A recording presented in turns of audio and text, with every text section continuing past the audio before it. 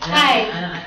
Thank you all so much for joining us today. My name is Jennifer, and I work for the Endowment for Middle East Truth. Welcome to one of our policy seminars, our Dr. Miriam and Sheldon G. Adelson Capitol Hill seminars. As most of you know, these are currently dire times right now for our friends in Israel. This past month, Palestinian terrorists launched a vicious and systematic terror campaign against innocent Israelis living all over the country in major cities from Jerusalem to Tel Aviv to Ra'anana to Beersheba and other cities. Terrorist stabbings, car-rammings, and rock throwings have resulted in the deaths of 10 innocent Israelis and dozens wounded, many very seriously. Just today, an Israeli man was killed by an Arab attack near Hebron. These attacks are encouraged and supported by the Palestinian Authority and the PA's president, Mahmoud Abbas. Abbas has been inciting violence through outright lies. He gave a speech on October 14th where he claimed of Israeli executions of children. And he said, "It is our right to continue our peaceful struggle in order to achieve our independence, and our victory will come." Abbas and the PA have been supporting Palestinian terrorism against Israel for the last 2 decades since the Oslo Accords were signed, with Palestinian state media regularly applauding suicide bombers and calling on children to become martyrs. Today we are honored to have with us Yaron Gamburg to talk about this most recent wave of terror in Israel and its root causes and what Israel is currently doing to alleviate the situation.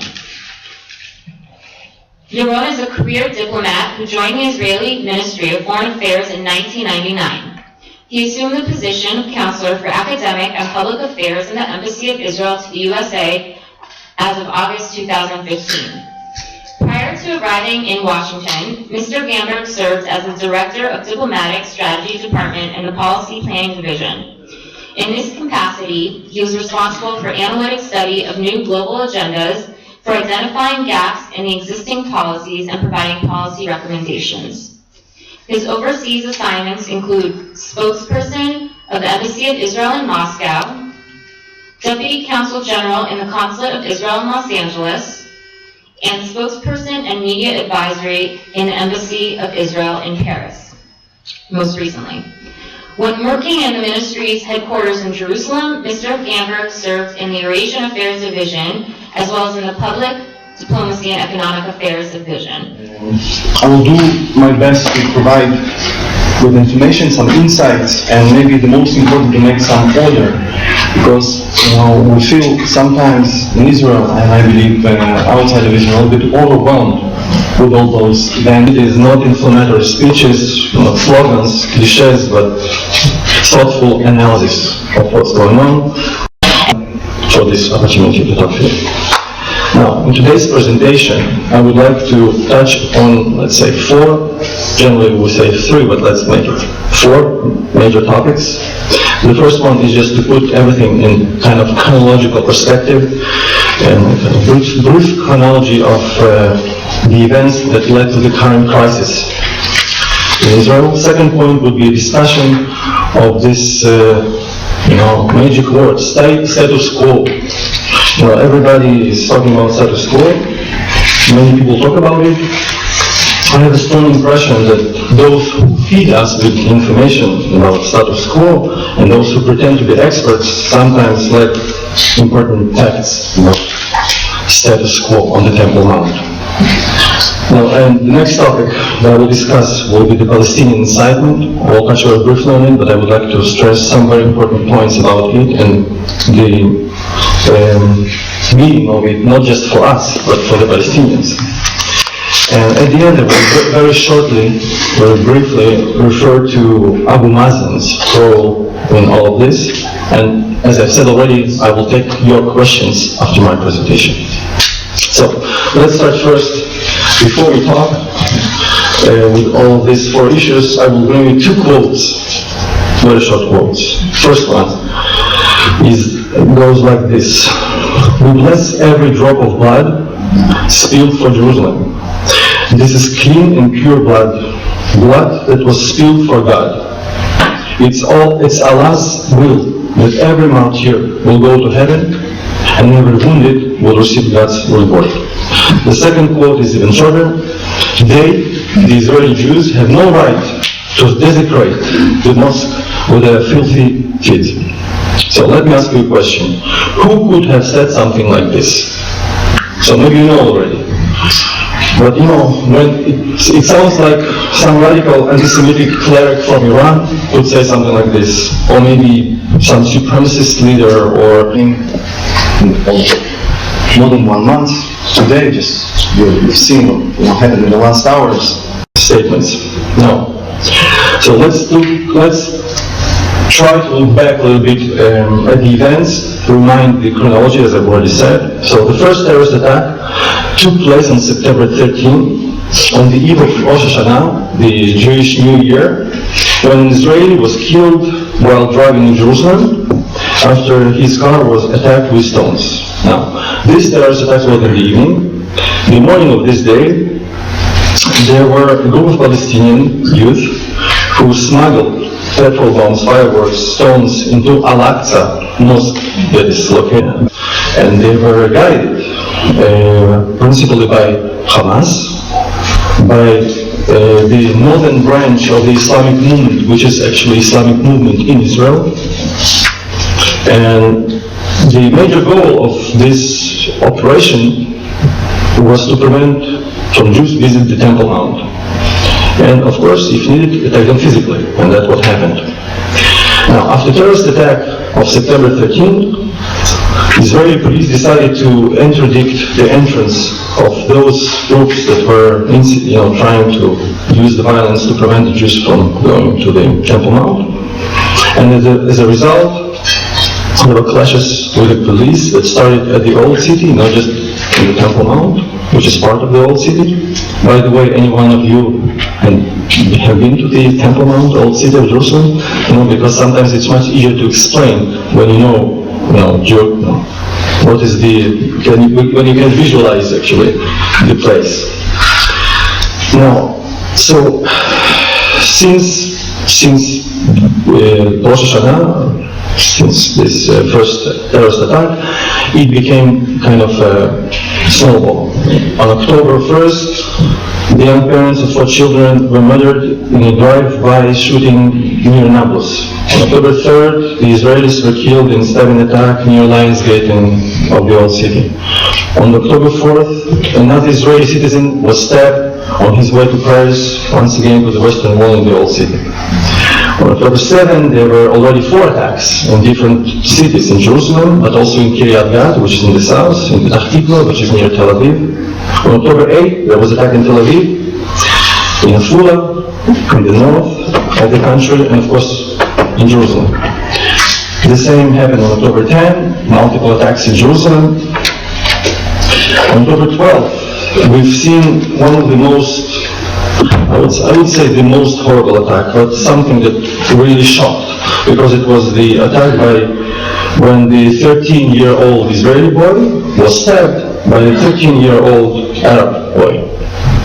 By the way, the Palestinian President Abbas turned this boy into an innocent martyr and accused Israel of killing him, while this boy, the young terrorist, was treated in the Israeli hospital. Now today, it's October 20th, we have 10 people killed, we have 10 wounded. It's 11 people, because today it's not numbers. So today we can say that it's almost everywhere in Israel, in Ra'anana, which is on the Mediterranean coast, in the Sheva, in the Taos, and of course always in Jerusalem. And of course Jerusalem is always the center of this wave of violence. Now, when we look at this chronology of killings that happened just in more than 1 month, of course we are overwhelmed. I've used already this word, with the ongoing violence. However, exactly 1 year ago, I should remind you, we have witnessed a wave of Palestinian violence, and for example on October 8, 2014, there were once again 3 police officers that were injured after the Temple Mount was reopened for non-Muslim visitors, and the Palestinian youth began throwing rocks, Molotov cocktails, and spraying flammable materials. So there were tensions in October and November 2014. They rose to critical levels. It was always violence on the Temple Mount. And following these weeks of tension, our Prime Minister Netanyahu and the Jordan King Abdallah met to discuss the situation, and gradually this tension decreased. But as we see today, not for long, because in the summer 2014 we will have seen the new tension. Now, we definitely have this feeling of deja vu. It's not just in Palestinian, Israeli-Palestinian conflict. We have this feeling very often. Now, however, we can clearly say that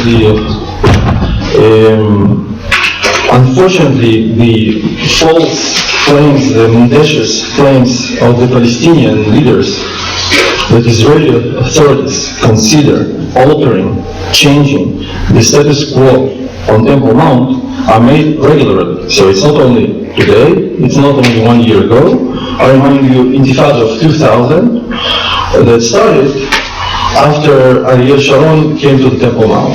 Now, unfortunately for Palestinians, the Temple Mount has become a source of severe and baseless incitement against Israel, and also it serves, unfortunately, as a very useful excuse, pretext, for justifying violence against Israelis.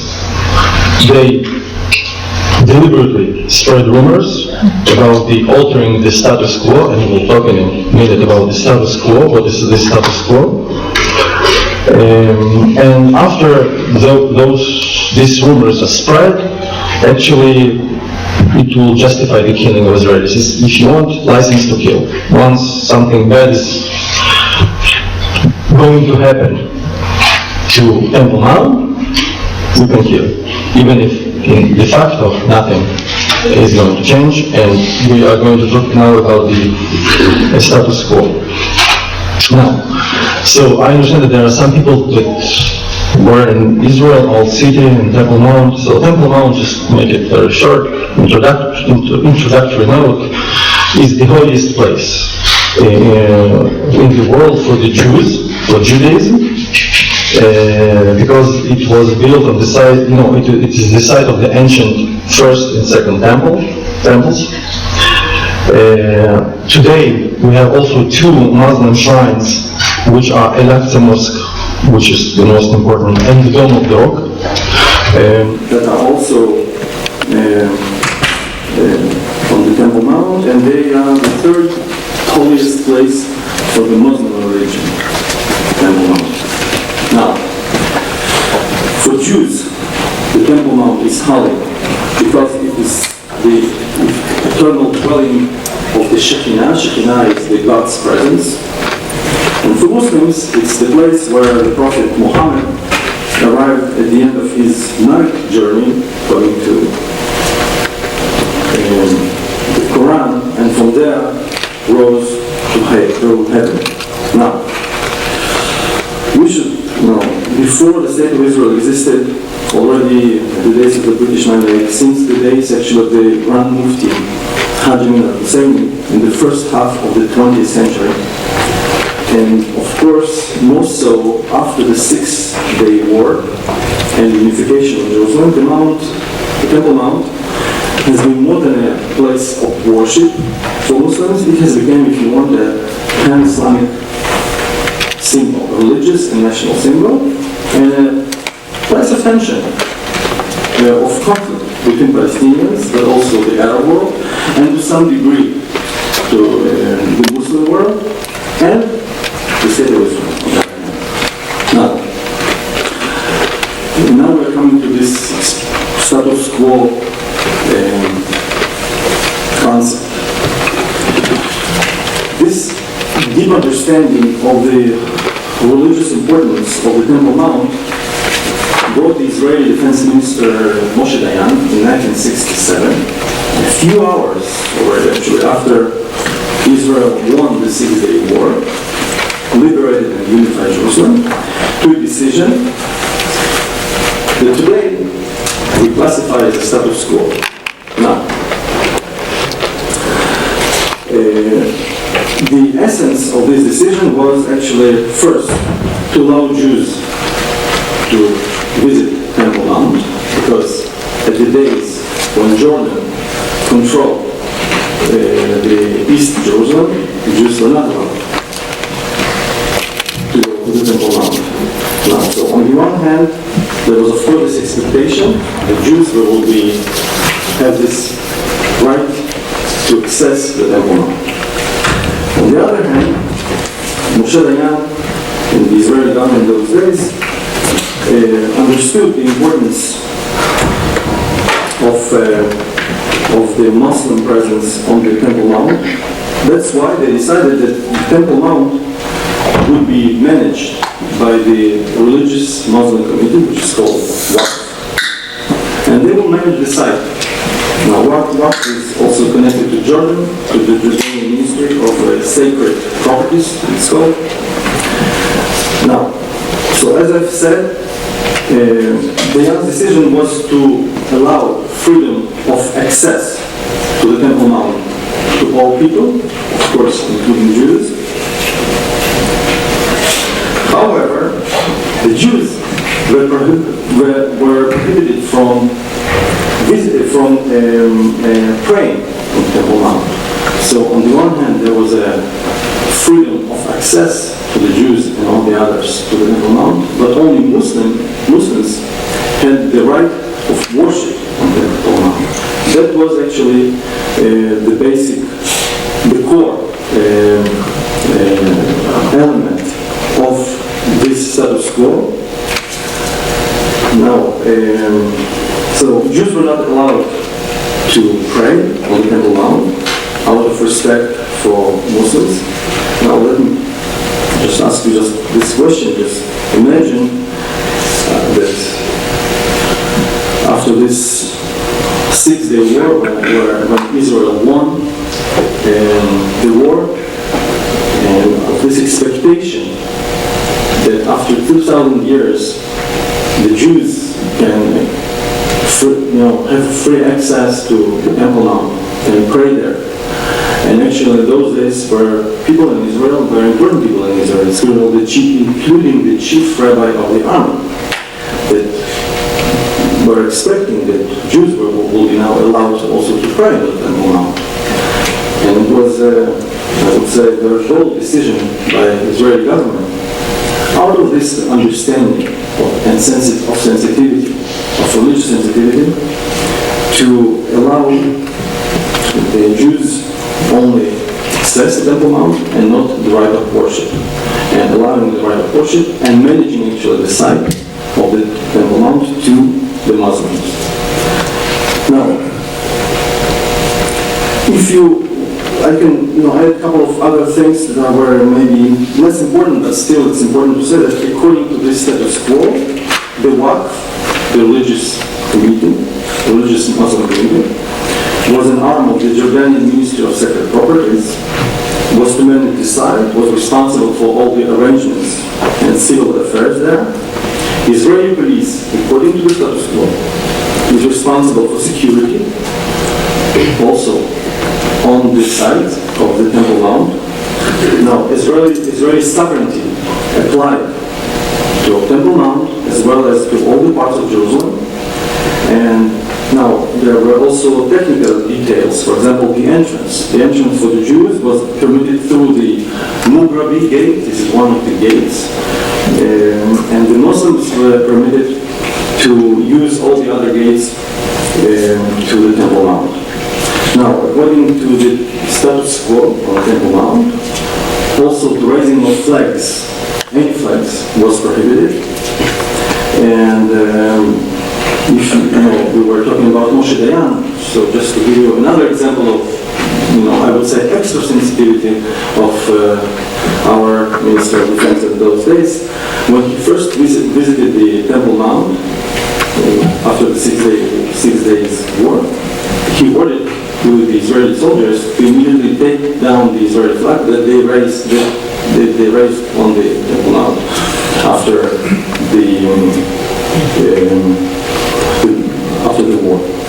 So just to give you this understanding of this sensitivity of the Israeli government that existed in these days, 67, and exists, of course, today. However, we should ask ourselves whether the status quo is still in place. Now, as the Israeli government, our position is clear. We stick to the status quo as we did it in 67, as we did it in all of these years, as we do it today. However, it's the Palestinians who are trying to change the status quo. First of all, look at the facts. The Jews, their numbers, and when we talk about the numbers of people who go to the Temple Mount, I've been there last time 10 years ago, almost 10 years ago, when I was the director of the cadet course, diplomatic cadet training in the Ministry of Foreign Affairs. So, I remember this visit because it was, it's a special place. When you come there and, you have to wait, first of all. It's not just this kind of free access, if you're coming in a group of people, you must ask for some permission. It's not automatic. And when you come there, you don't see too many people. Because of those tensions, not so many Jews actually live in Temple Mount. And also, many times it's just closed.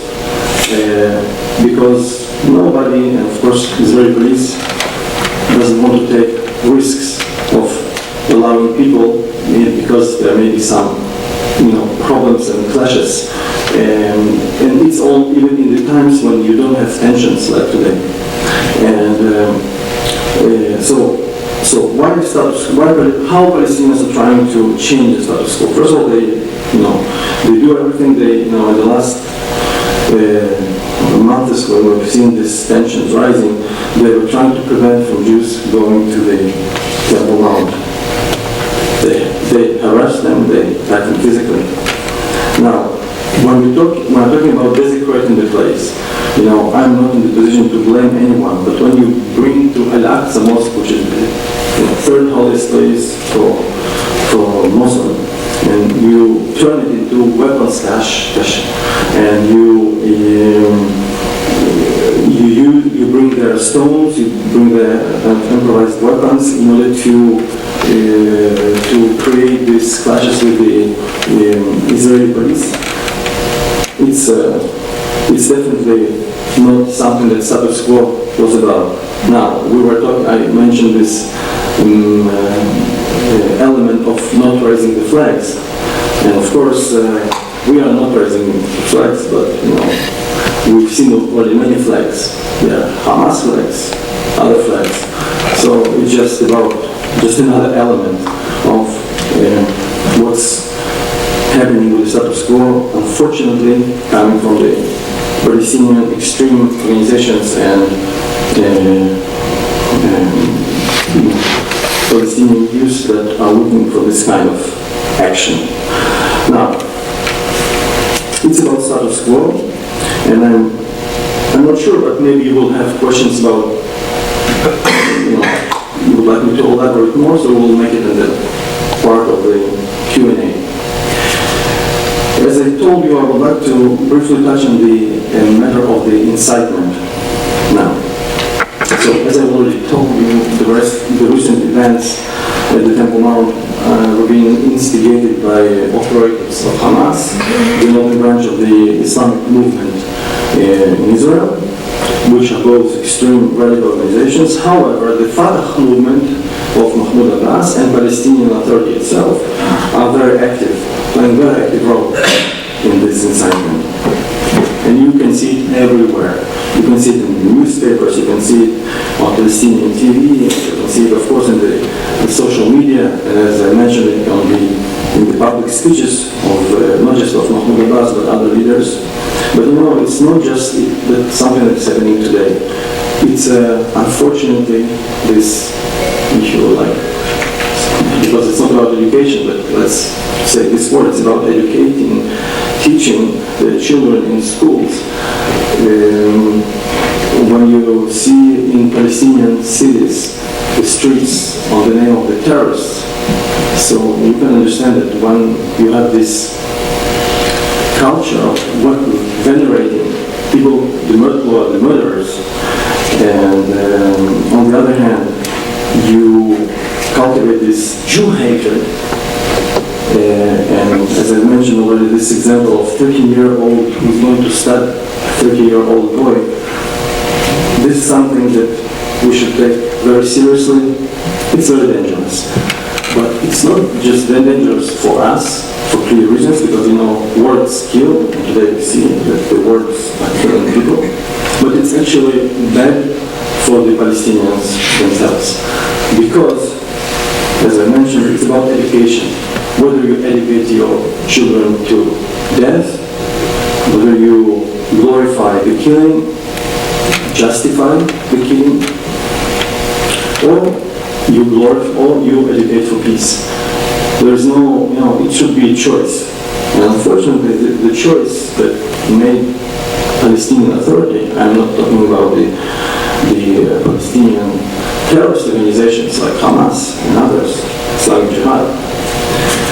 Now, but when we do think about not just education and those values that we would like to see in the Palestinian lands, but at the end, this kind of rhetoric on the part of the Palestinian Authority leaders would be dangerous for them, because they are portrayed as a secular organization, Palestinian Authority, Fatah. Now, when they arouse religious feelings, when they talk about Al-Aqsa in those religious terms, as I already mentioned in these quotes from Mahmoud Abbas, when they use religious justification of violence, at the end it will turn against them, because they will just lose control of what's happening, and they will justify the terrorist organization like Hamas to actually take the lead in this situation. Now, this incitement, and it's a very clear message of my government, should be stopped. There is a role for the international community in this situation, and unfortunately, I have to tell you, the international community is very reluctant to demand the Palestinian Authority to stop the incitement and provocations. More than that, on the opposite, there are countries that are supposed to behave responsibly, are tempted to, in a way support, or actually, as we say in Hebrew, give prize to these, extremist groups, these people, these terrorist organizations. I believe that you are aware of some ideas to send international observers to Temple Mount. I mean, we should learn from, we don't have to learn from what happened in '67. Just let's see what happened a couple of years ago in Syria with international observers on the Golan Heights. What happened to them? They are all in peace in Israel, not in Syria. They're supposed to be in Syria. And unfortunately, as I've said, the international community in this current crisis, as in other crises in the past, was not on this very clear on this demand for the Palestinian Authority and Mahmoud Abbas to stop the incitement. And this point leads me to the last point, which I promised you, the fourth point, about the role of Mahmoud Abbas. And we are talking about this reluctance. Now, many diplomats from those responsible countries, and I don't want to mention them, at least for a moment, it will be your questions, how harsh they will be. But this reluctance comes from this argument that says, we have the Palestinian Authority leader who is against violence and who wants a diplomatic solution. So you should work with him. You should keep him in this position. I mean, now we agree that he wants a diplomatic solution, but he wants a diplomatic solution without Israel. He wants to make the diplomatic solution imposed on Israel. He doesn't want to sit and discuss and have negotiations with Israel. He wants to impose the solution on Israel. He wants the international community to make Israel make concessions, and he in exchange won't have any concession. Now, we understand that in this kind of conflict between us and the Palestinians, the concessions should be made by both sides. And all the time, that on the side of the Palestinians, it's not about concessions, actually denying, not just, people say, it's all about settlements. We wish it was everything. It were about settlements. It is not about settlements. It's about the state of Israel and its right to existence. And our Prime Minister said repeatedly, again and again, in all of his public and non-public meetings, that he would like to meet Mahmoud Abbas. Now, Mahmoud Abbas is already more than 8 years president of the Palestinian Authority. I was part of the media team of the Israeli delegation to Annapolis, not far away from here. It was the first time that I came to Washington, actually. And in Annapolis, it was not Bibi Netanyahu who was the prime minister. It was Ehud Olmert who was the prime minister. And there was a concrete proposal on the table. However, Mahmoud Abbas did not take this proposal. Now, when Netanyahu was elected first time in 2009, Israel proposed a 10-month freeze on all settlement activities. And we haven't seen any diplomatic activity on the part of Mahmoud Abbas coming and sitting and discussing, relaunching the negotiations. So, unfortunately, no. But this strategy of imposing solution in Israel also doesn't work, and Mahmoud Abbas understands it.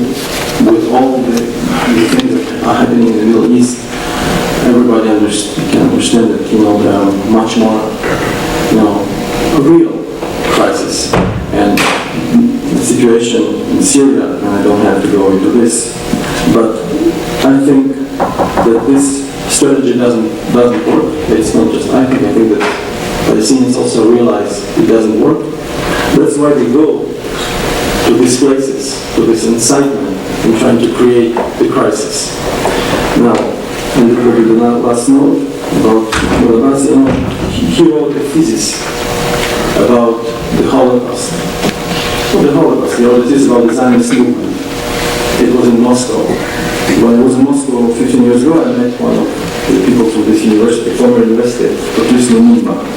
Now, he wrote the thesis, and in this thesis he mentioned that he actually denied that the Holocaust, during the Holocaust, there were 6 million Jews who died.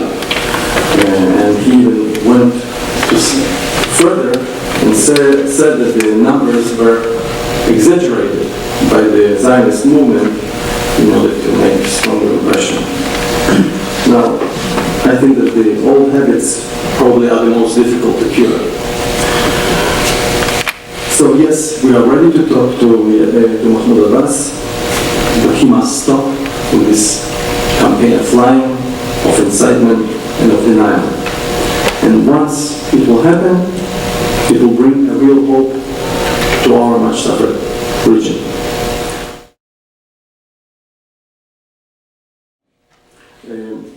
I think that we mentioned it many times to our friends in Europe, but also in the United States.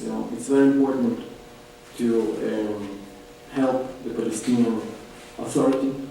As I've said, Prime Minister Netanyahu still sees, in Mahmoud Abbas, he is a partner for negotiations.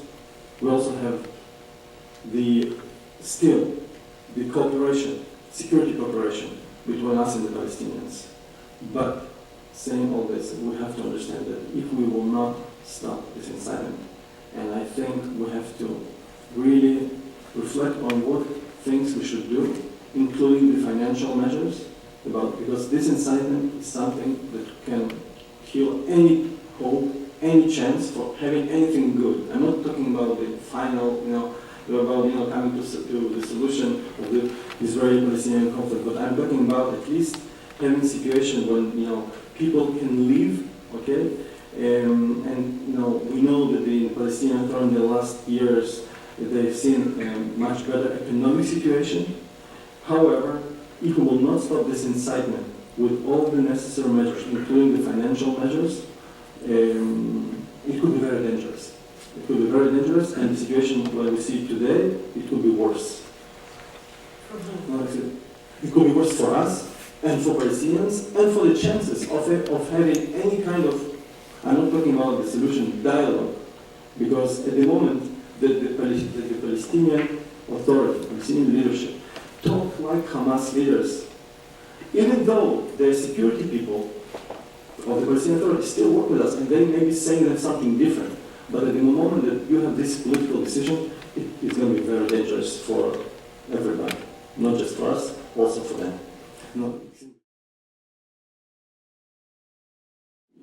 You said it's a hypothetical question. Yes. But I will answer with the real question. Okay. The real answer. The real answer was that Israel actually evacuated the settlements in Gaza. Right. And you know who did it? He did it. Ariel Sharon, who actually was the leader and the pioneer. So it's not about us, evacuating the settlements. It's completely not about the settlements. It's about, as I've said before, the Israel's right to exist.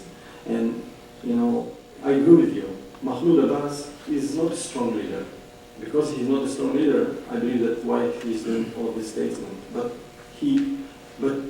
still, it has a meaning. It has it's important what he will say, what he will mean, whether he will go and say, yes, this acts of violence are completely unacceptable, what he will say, as I just quoted to you. It's very important what he will say. And of course, there are many questions. Look at the Palestinian Authority.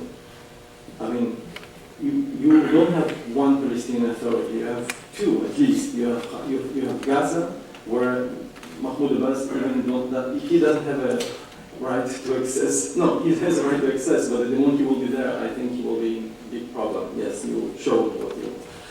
And the camera is not on you, so you can do it. You can allow it to yourself. Now, of course, there are problems. We are aware of it.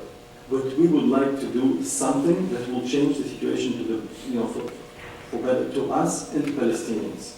And we realize that the best way to do it is to negotiate. So yes, he is the person, he is the partner. I'm talking to you today on October 20. I don't know what will happen in the near future. But yes, he is a partner. He is a partner. We are ready to talk to him.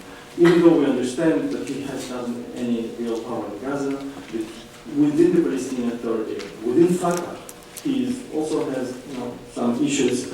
So yes, we are aware of all of it. But what will be the alternative? Unfortunately, for the Palestinians, the alternative is just to incite and kill the Jews. I mean, Golda Meir said once, the Palestinians and Arabs, they forgot one very important thing, which is our secret weapon. We don't have any other place to go.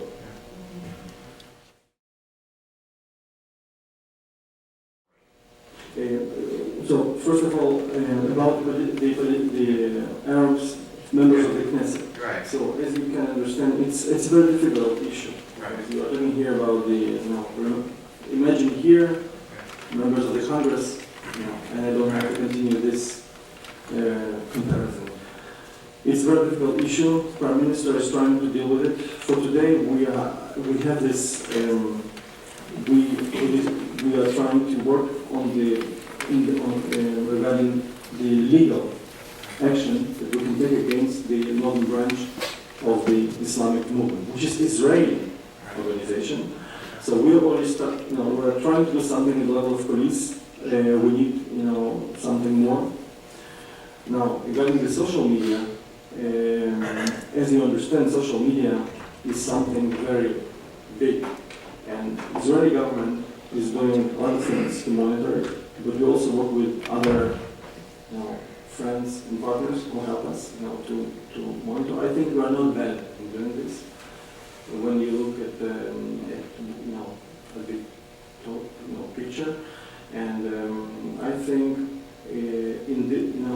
unfortunately, this I will say with a lot of irony, you don't really have to really run after something on the Facebook or here and there, because the Palestinian leaders, the Palestinian Authority leaders, they don't make any secret about what they're saying. I mean, Abbas said it on the public television in the public, in Ramallah. He didn't just send some WhatsApp, WhatsApp application.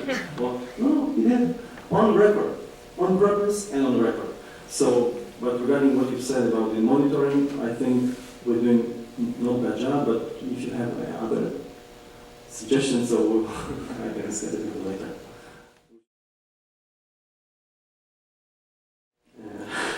I don't think that we are in the level of threats between our governments. I think we are at a completely different level.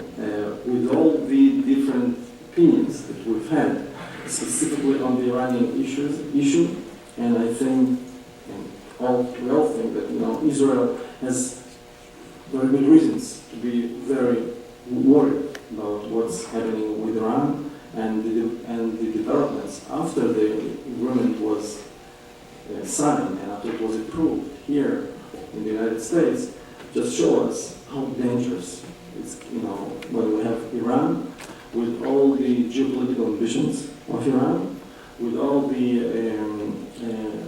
military missile programs run by Iranian government, and of course, on top of it, the nuclear Iran.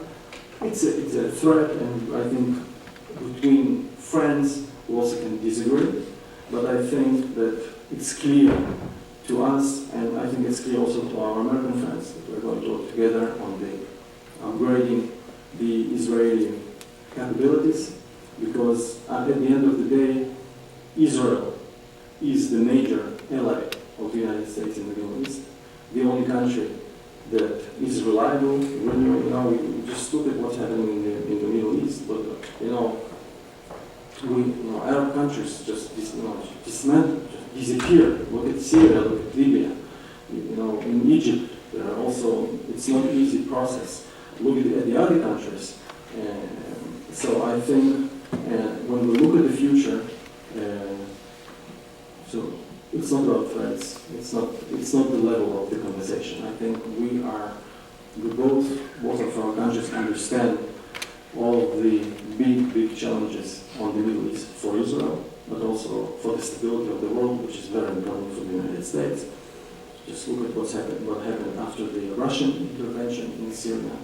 I understood that today already 3 Russian soldiers were killed in the direct heat of the shell on their positions, not even in the fight, on their positions. So it's going to be very, very difficult because the situation is very volatile and nobody knows how it will be. And I think in this, when you have this lack of,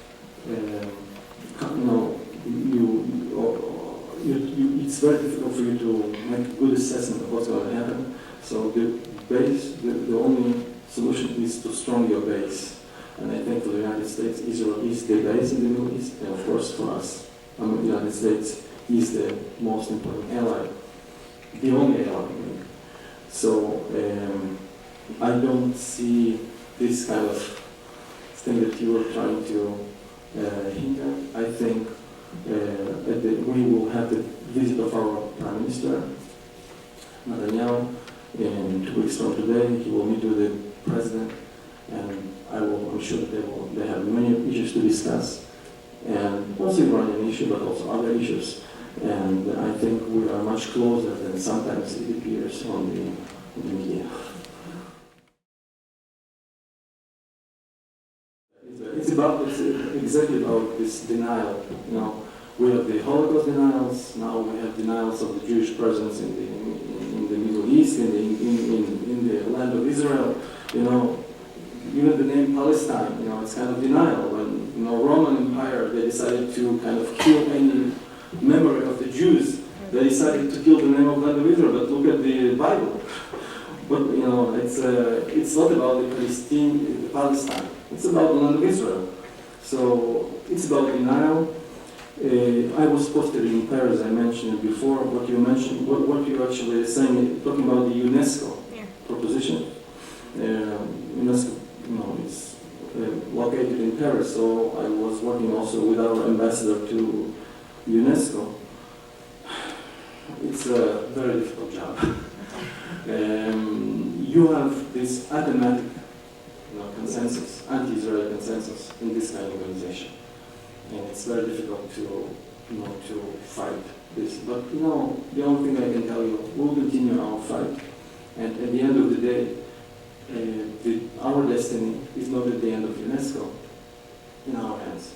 So we will do what is necessary, and of course we will fight for the truth, for emet, because this is the only way I believe to, at the end, to win.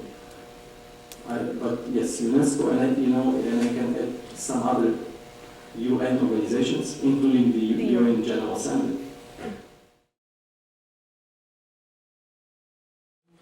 As I told you before, we mentioned the Gaza versus West Bank issue with lack of control. We can add to this what you just said, that he was elected last time 6 years ago, and since then he just postponed the elections. We can add his age. Of course, I agree with you. What we have just said, I will just repeat it. We don't have any choice, because also on the Palestinian side, who are actually the leaders who are going to replace him? Because Mr. Abbas, what he did also, he kind of eliminated some people who could endanger him politically. So now the field is kind of empty. You don't have too many, rising stars in Palestinian political, scene, and all those rising stars are more or less either terrorists or, it's a problem. We don't have other choice. We have to try to engage with him. Whether we'll be successful, I don't know, because it's, you need two for tango, but you're completely right.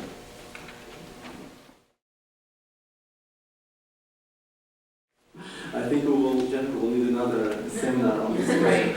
I was twice in my position. I was a media advisor. I was in Russia. I was a media advisor in our embassy to Moscow, in our embassy to Paris.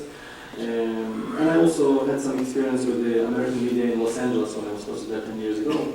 And of course, I felt much at ease with the American media, not with the, even though, Russian media, it was interesting 15 years ago that it was quite pro-Israel.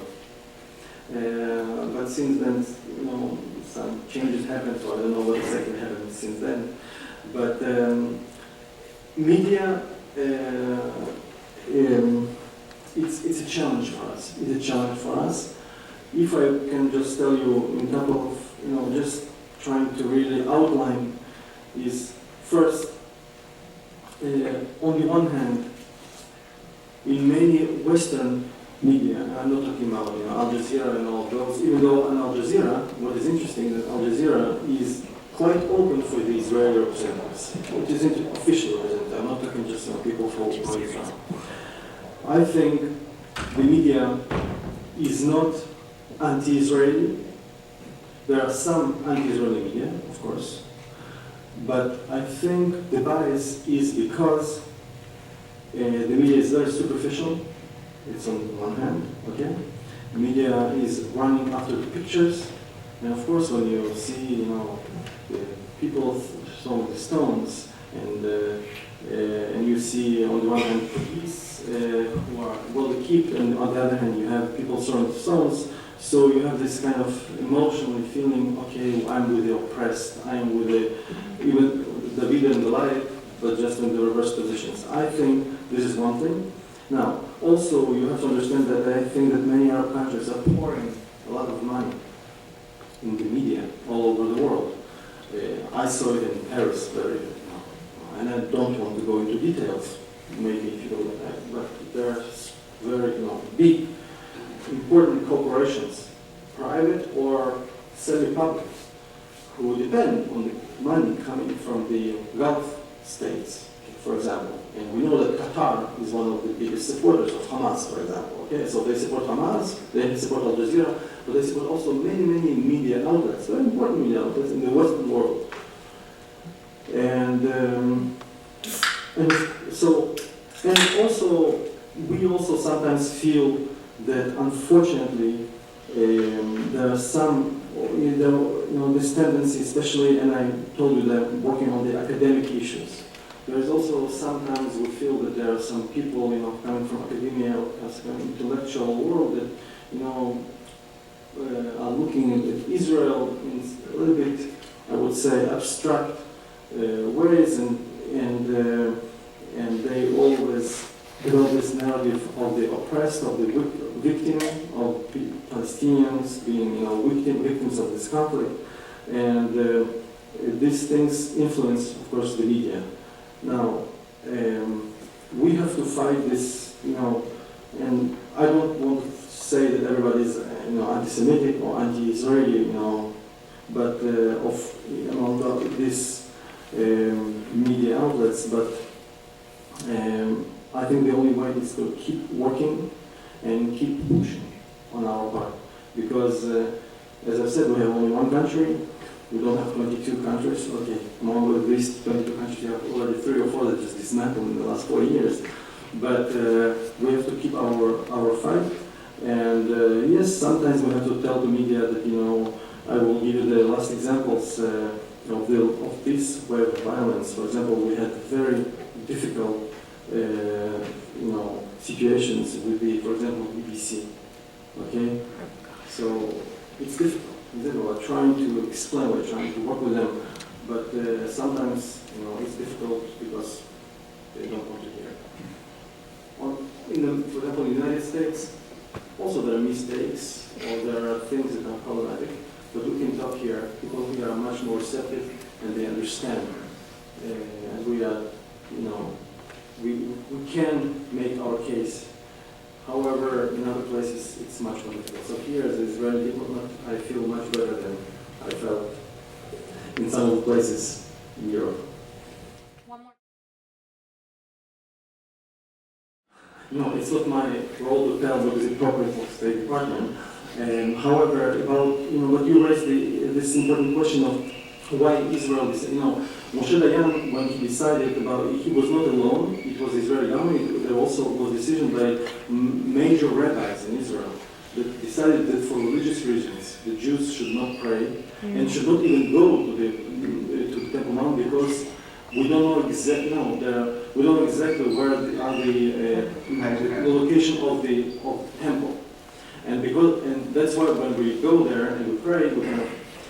In the last years, we've seen some rabbis who are not necessarily mainstream rabbis or chief rabbis, but they say, we should also pray there. Now, the praying, there were some cases when people, religious people went to the Temple Mount to try to pray, what's kind of very Jewish prayer. It's not, it's not something very abusive to others. And I have to tell you, I'm not a religious person, but I also go to the synagogue, and it's something very quiet and very, but Palestinians can't stand it, and of course it goes against the status quo, okay? So Israeli police actually intervenes and is not allowing to the Jews pray.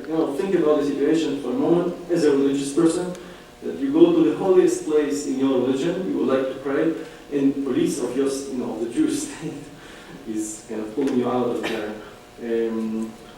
So yes, it's a complicated, very complicated situation. I think Israel did a lot in order to be, to be, it's oversensitivity, I call it. But unfortunately, despite all of it, we are still subject to this incitement, to this Jew hatred.